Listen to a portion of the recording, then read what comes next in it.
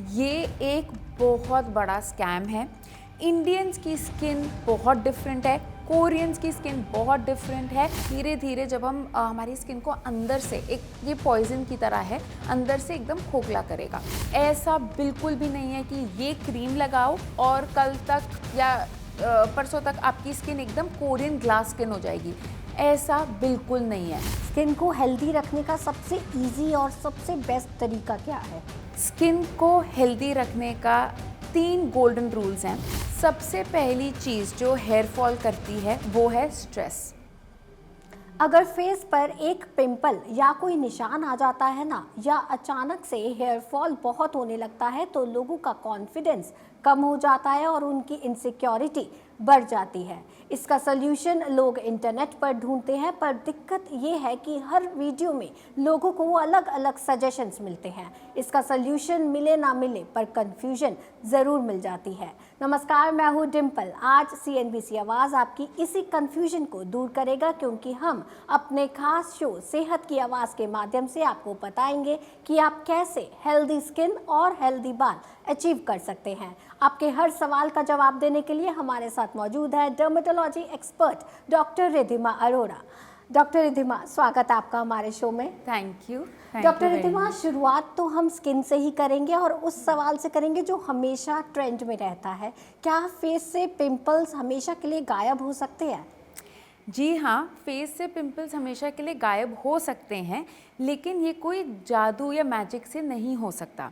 एक regular skin care routine, एक regular हमारे को केयर बहुत इम्पॉर्टेंट है, सो दैट वो ग्रेजुअली हमारी स्किन इम्प्रूव हो और इवेंचुअली हमारे को क्लियर स्किन अचीव हो। उसके लिए रेगुलर स्किन केयर रूटीन रखना बहुत ज़रूरी है। लाइफस्टाइल को अपनी ध्यान में रखना बहुत ज़रूरी है। डाइट, खान पान, स्ट्रेस को कम से कम रखना एंड स्लीप को प्रॉपरली हमारे को अपनी स्लीप साइकिल ठीक करना बहुत ज़रूरी है। डॉक्टर रिद्धिमा, फेस पर पिंपल्स या एक्ने आते ही क्यों हैं? इसके बहुत सारे कारण हो सकते हैं। किसी एक कारण से कभी भी हमारे को पिंपल्स नहीं आएंगे, लेकिन 3, 4, 5 फैक्टर्स जब साथ में होंगे तब जाके हमारे को पिंपल्स या फिर हम एक्ने जो कहते हैं वो आते हैं। सबसे पहला रीज़न है हॉर्मोन्स। जब हमारी बॉडी में हॉर्मोन्स फ्लक्चुएट होते हैं, जैसे कभी पीरियड्स में जब फीमेल्स होते हैं, प्यूबर्टी में, प्रेगनेंसी में, जब हमारे हॉर्मोन्स फ्लक्चुएट होते हैं तब ऑयल जो हमारा सिक्रीट होता है स्किन में वो बढ़ता है, जिसकी वजह से हमारे पिंपल्स आते हैं। उसके साथ साथ जेनेटिक्स, अगर हमारे मदर को, फादर को प्यूबर्टी में या टीनेज ईयर्स में पिंपल्स हों, तब अगर ज़्यादा चांसेस होते हैं कि बच्चों को भी पिंपल्स आएँ। तीसरा रीज़न है लाइफस्टाइल, जो आजकल बहुत ज़्यादा ख़राब भी हो गया है, जिसमें आता है डाइट, अल्कोहल, स्मोकिंग भी वर्सन करता है स्किन कंडीशन। आपकी स्लीप बहुत मैटर करती है एंड आपका जैसे हम अपना वर्कआउट करें, ये करें, सो ये सारी चीज़ें बहुत ज़्यादा बेनिफिशियल रहेंगी अगर हम लाइफस्टाइल अपना ठीक रखें। अगर फेस पर पिंपल आए तो क्या करना चाहिए और क्या नहीं करना चाहिए? एक डर्मेटोलॉजिस्ट क्या रिकमेंड करता है? तो सबसे पहले तो मैं बताना चाहूँगी कि क्या नहीं करना चाहिए। जो है, फेस को बार बार हाथ ना लगाएं, पिंपल्स को बार बार पॉप ना करें बिल्कुल भी। दूसरी चीज़ जो हमें नहीं करनी चाहिए वो हैं घर के नुस्खे, जैसे लेमन, जो नींबू होता है। अक्सर देखा गया है कि लोग DIY में नींबू को ऐड करते हैं एंड फेस पे लगाते हैं या डायरेक्टली लगाते हैं, जो बहुत हानिकारक हो सकता है हमारे पिंपल्स के लिए, स्किन के लिए। रेडनेस एंड बर्निंग करता है। अनदर चीज़ जो हमारे को नहीं करनी चाहिए वो है डर्मेटोलॉजिस्ट को इग्नोर। हमेशा, अब मैं आती हूँ जो चीज़ें हमें करनी चाहिए उस पर। सबसे पहला है कंसल्ट करें डर्मेटोलॉजिस्ट को, क्योंकि ये समझना हमारे लिए बहुत ज़रूरी है कि पिंपल्स किस कारण से हो रहा है हमें, उसके प्रॉपर टेस्ट, हमारी स्किन टाइप कैसी है, किस टाइप का पिंपल है, तो उसके लिए कंसल्टेशन बहुत इंपॉर्टेंट है। जेंटल क्लेंजर यूज़ करें, ओवर वॉश फेस को ना करें। ये कुछ चीज़ें हमारे को ध्यान में रख के हम इससे डेफिनेटली काफ़ी इम्प्रूवमेंट ला सकते हैं। डॉक्टर रिद्धिमा, आजकल लड़कियां मेकअप बहुत करती हैं और अपने शौक से करती हैं, लेकिन कुछ लड़कियों की जॉब ऐसी होती है कि उन्हें घंटों तक मेकअप में ही रहना पड़ता है। तो सवाल ये कि कितनी देर तक मेकअप में रहना स्किन के लिए सेफ हो सकता है? देखिए, मेकअप में रहना स्किन के लिए जनरल अगर हम सेफ टाइम लिमिट इसको बताएं तो वो 6 से 8 घंटे है। लेकिन हमें ये समझना बहुत ज़रूरी है कि ये डिपेंड करता है कि हमारा स्किन टाइप कैसा है, हमारे को स्किन की कोई कंडीशन तो नहीं है, हम प्रोडक्ट्स कौन से यूज़ कर रहे हैं। बट एक सेफ़ अगर हम टाइम लिमिट देखें तो वो 6 से 8 घंटे हो सकता है। कई जगह पर ऐसा भी लिखा आता है कि ख़राब क्वालिटी की लिपस्टिक यूज़ करने से लिप्स ब्लैक हो जाते हैं या थोड़े डार्क कलर के हो जाते हैं। तो एक डर्मेटोलॉजिस्ट क्या रिकमेंड करता है, कौन से टाइप की लिपस्टिक लिप्स के लिए सबसे सेफ़ हो सकती है? ठीक है, इसमें मैं आपको एक चीज़ बताना चाहूँगी कि डेफिनेटली लिपस्टिक्स जो हैं उसमें अगर हार्श केमिकल्स हों, उसमें अगर लेड हो, पैराबिन हो, तो वो हमारे लिप्स को डेफिनेटली डार्क कर सकता है। तो सबसे पहली चीज़ है हमारे को माइल्ड जो chemical free, paraben free, lead free lipsticks जो आती हैं वो यूज़ करें।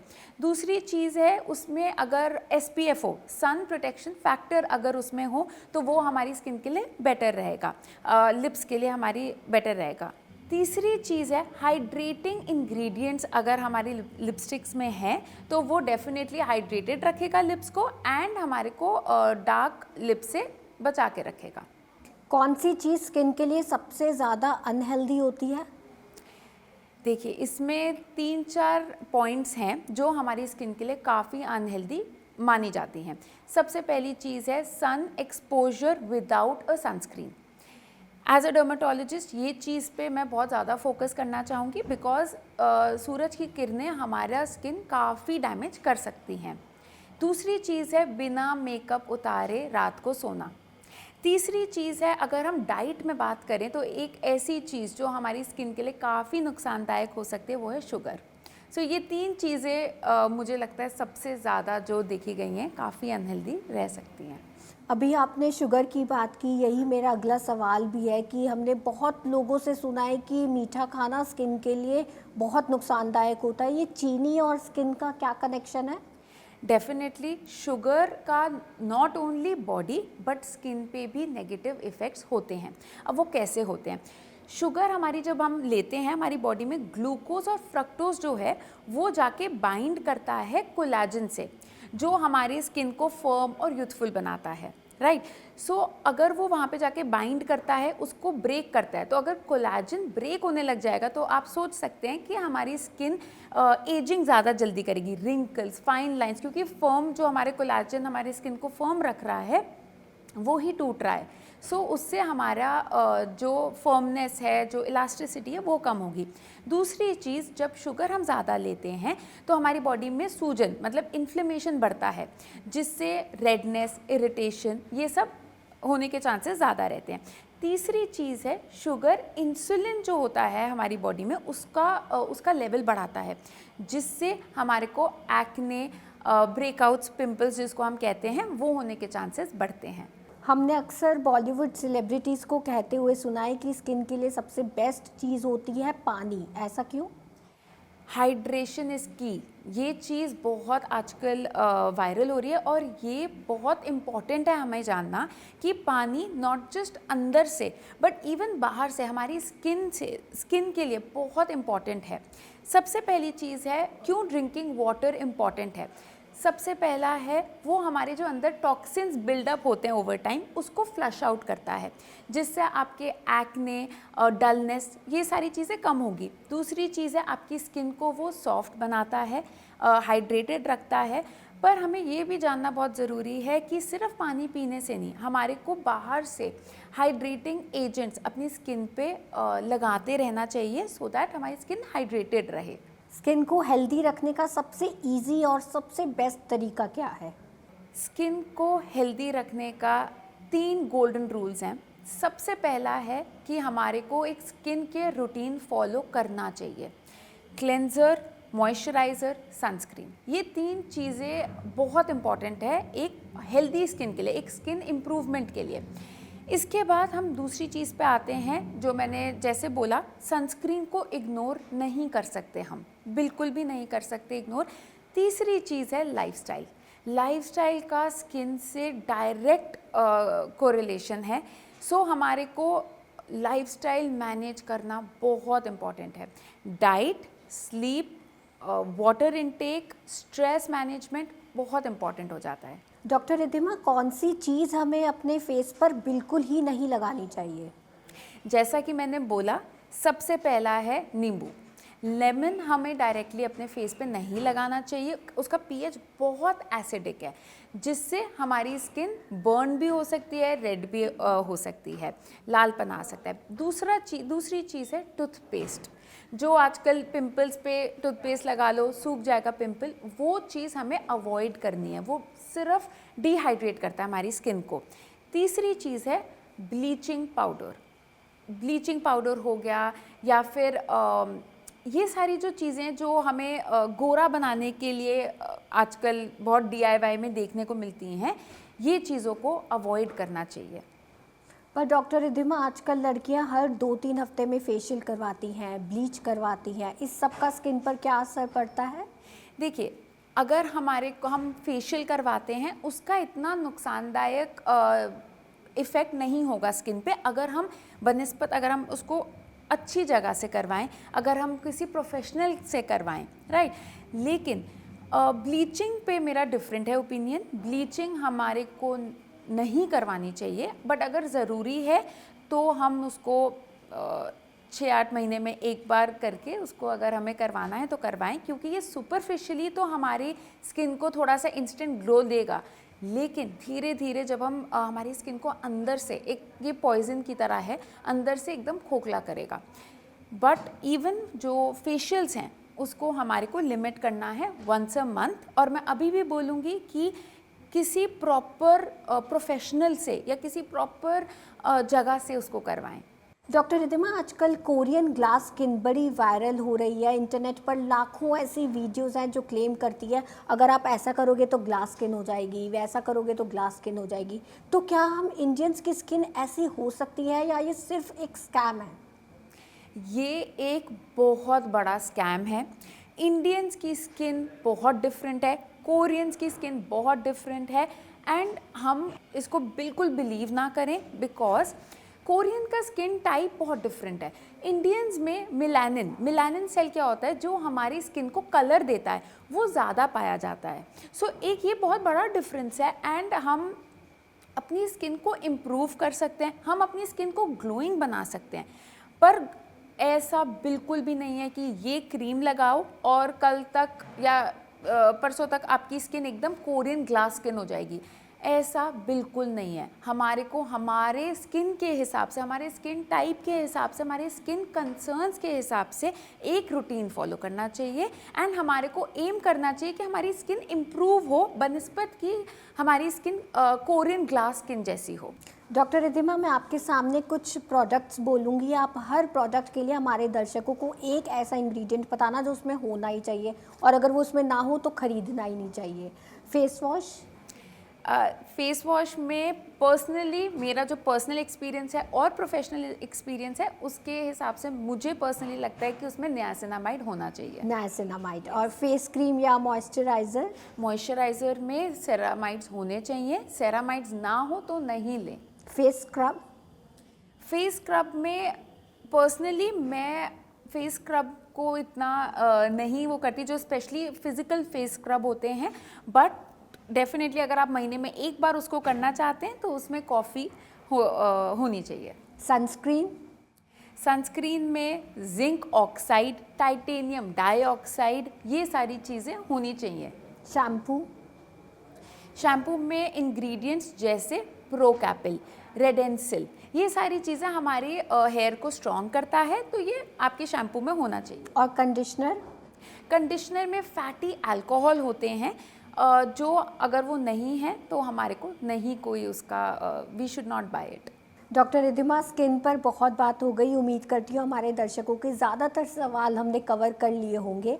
अब बढ़ते हैं बालों की ओर। तो सबसे पहले तो हमें यही बता दें कि अपने बालों को हेल्दी और स्ट्रॉन्ग रखने का सबसे बेस्ट तरीका क्या है?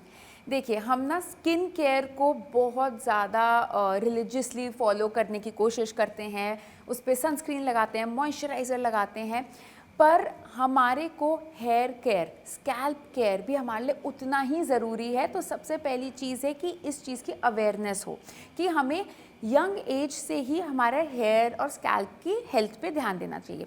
सबसे पहला है क्लेंजिंग। स्कैल्प क्लेंजिंग बहुत इंपॉर्टेंट है। सल्फेट फ्री शैम्पू से करें। अगर हमारी स्कैल्प की कंडीशन जैसी है उस हिसाब से उसमें इंग्रेडिएंट्स हो। फॉर एग्जांपल, अगर हमें डैंड्रफ की टेंडेंसी है तो एंटी डैंड्रफ शैम्पू यूज़ करें। तो सबसे पहला है स्कैल्प की क्लेंजिंग। दूसरी चीज़ है हीट स्टाइलिंग, जो हम करते हैं आजकल, उसको कम से कम रखें, और अगर हमें करना ही है तो हमें हीट प्रोटेक्टेंट स्प्रेज जो हैं वो लगा के करें।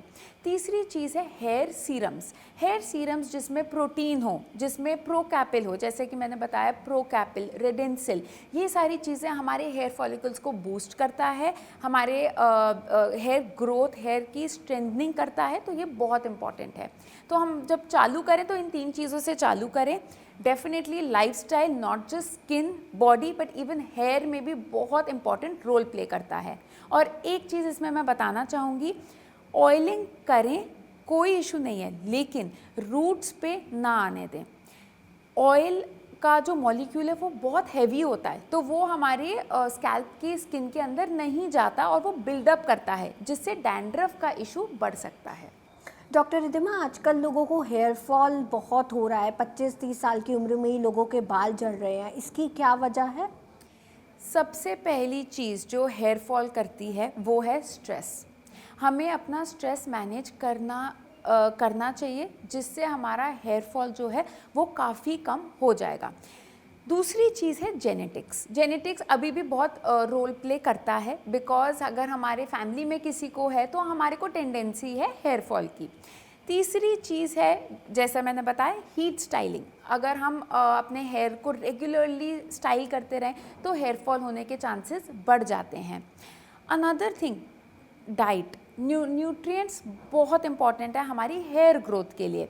न्यूट्रिएंट्स में क्या, जैसे विटामिन डी, बायोटिन, आयरन, ये 3 चीज़ें बहुत मेजरली इम्पैक्ट करते हैं। अगर ये हमारी बॉडी में कम है, ये बहुत इम्पैक्ट करते हैं कि हमारा हेयर फॉल पे। तो हमें ये कैसे पता चलेगा कि हेरिडिटी की वजह से हेयर फॉल हो रहा है, या डाइट की वजह से, या किसी और रीज़न से? इसको हमारे को सबसे पहली चीज़, हेयर फॉल के बहुत सारे टाइप्स होते हैं, जैसा कि हमने अभी बात करी, हेरिडिटी से भी हो सकता है, डाइट से भी हो सकता है, और इसका पता लगाना बहुत ज़रूरी है। अगर आपके बाल आगे से टेम्पोरल रीजन से पीछे जा रहे हैं, हेयर लाइन से पीछे जा रहे हैं, और अगर आपकी फैमिली हिस्ट्री भी है, तो ये मतलब आपको हेरिडिटरी इसका रीज़न हो सकता है। अगर आपके बाल जनरली डिफ्यूज़ हेयर फॉल हो रहा है, एंड अगर वो बाल पतले हो रहे हैं, तो ये स्ट्रेस या डाइट की वजह से हो सकता है। लेकिन इसको पिन पॉइंट करने के लिए आपको कंसल्ट डर्मेटोलॉजिस्ट को करना चाहिए, जो आपके लैब के भी टेस्ट करेंगे एंड आपको उसका रीज़न बताएंगे, एंड उसके हिसाब से आपका जो हेयर केयर रूटीन होगा उसके बारे में आपको बताएंगे। तो हम अपना हेयर फॉल कम कैसे कर सकते हैं? सबसे पहली चीज़ हेयर और स्किन में जो मैं बहुत बिलीव करती हूँ वो है लाइफस्टाइल। लाइफस्टाइल मॉडिफिकेशन बहुत इम्पॉर्टेंट है। दूसरी चीज़ है, हमारे को स्कैल्प रूटीन, हमारे को हेयर केयर रूटीन पूरा फॉलो करना चाहिए। उसमें एक सल्फेट फ्री क्लेंज़र या शैम्पू, कंडीशनर सिर्फ हमारे नीचे टिप्स ऑफ अ हेयर, उस पे हमें लगाना चाहिए। तीसरी चीज़ है हेयर ग्रोथ सीरम्स हमें रेगुलरली लगाने चाहिए। आजकल लोगों के बाल वाइट भी बहुत जल्दी हो जाते हैं। 30 साल की उम्र में हम देखते हैं कि ग्रे बाल आते हैं। इससे कैसे बचा जा सकता है? इसका भी सबसे बड़ा रीज़न है स्ट्रेस। तो स्ट्रेस मैनेजमेंट करना है। इसके साथ साथ डाइट में आते हैं न्यूट्रिएंट्स, जैसे विटामिन B12। विटामिन B12 देखा गया है ग्रेइंग का कॉज एक, अगर उसकी कमी है, विटामिन B12 की अगर कमी है तो देखा गया है कि प्री मेच्योर ग्रेइंग जिसे हम कहते हैं वो होने के चांसेस बढ़ते हैं। इसके अलावा iron and vitamin D। So diet बहुत बड़ा रोल प्ले करता है। और दूसरा है स्ट्रेस मैनेजमेंट बहुत इम्पॉर्टेंट है when it comes to our hair and skin. Doctor Riddhima, social media में हम अक्सर सुनते हैं कि हमें स्कैल्प में माइनॉक्सिडिल लगाना चाहिए। माइनॉक्सिडिल का क्या रोल है? मिनॉक्सिडिल एक मेडिकेटेड दवाई है जो डॉक्टर्स प्रिस्क्राइब करते हैं जो हमारे पेशेंट्स हैं उनका स्कैल्प चेक करके। नाउ मिनॉक्सिडिल क्या करता है, हमारे हेयर फॉलिकल्स को बूस्ट करता है। जो हॉर्मोन्स हैं जैसे एंड्रोजन है उसको, या टेस्टोस्टेरॉन है, जो वो रिसेप्टर्स होता है हमारे स्कैल्प पे, उसको बूस्ट करता है सो दैट वो ग्रोथ हो, हेयर फॉलिकल की ग्रोथ हो एंड आपके हेयर रीग्रोथ हो। लेकिन it is a prescribed medication, हम इसको ओवर द काउंटर नहीं लेना चाहिए हमें, एंड इसको एक कंसल्टेशन के बाद ही इसको लगाना चालू करना चाहिए क्योंकि इसके भी अपने साइड इफ़ेक्ट्स हैं। डॉक्टर रिद्धिमा, बढ़ते हैं अपने आखिरी सेगमेंट की ओर। मैं आपके सामने कुछ चीज़ें बोलूँगी, आप बताना कि हमें ऐसा करना चाहिए या नहीं करना चाहिए। हर रोज़ हेयर वॉश करना नहीं, हम hair wash 3 to 4 times a week ही हमें करना चाहिए। और हर हेयर वॉश के बाद कंडीशनर लगाना डेफिनेटली लगा सकते हैं, उससे आपकी फ्रिजीनेस कम होगी एंड हाइड्रेटेड रहेगी आपकी हेयर। और हर हेयर वॉश से पहले ऑयलिंग करना बिल्कुल भी नहीं ज़रूरत है उसकी। हम ऑयलिंग कम से कम करें, at least once a week minimum हम ऑयलिंग करें। कितनी देर तक ऑयलिंग करनी चाहिए? 1 से 2 घंटे। बट अगर हम इसको सिर्फ हमारे टिप्स पे लगा रहे हैं और रूट्स पे नहीं लगा रहे हैं तो हम उसको 6 से 8 घंटे तक रख सकते हैं। हेयर ड्रायर से बाल सुखाना नहीं, हेयर ड्रायर से बाल नहीं सुखाने चाहिए। हमारे को उससे हीट डैमेज के चांसेस बढ़ते हैं। अगर हमें यूज़ करना ही है तो हम उसको उसकी लिमिट कर सकते हैं उसकी यूजेज, लेकिन एवरी डे या एवरी टाइम जब हम हेयर वॉश करें तो हमें उससे नहीं बाल सुखाने चाहिए। शुक्रिया डॉक्टर रिद्धिमा, हमारे दर्शकों को ये ज़रूरी टिप्स देने के लिए। Thank you very much. फिलहाल के लिए इतना ही, हम फिर लौटेंगे सेहत की आवाज़ के नए एपिसोड के साथ। तब तक के लिए रखें अपना ध्यान और इस वीडियो को करें लाइक, शेयर और कमेंट।